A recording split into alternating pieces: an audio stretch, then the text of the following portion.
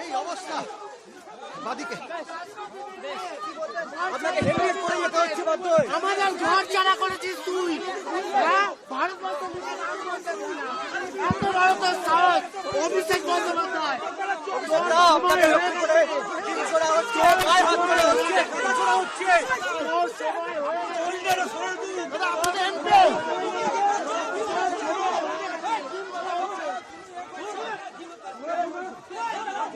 সময় হয়ে গেছে। সময় হয়ে গেছে।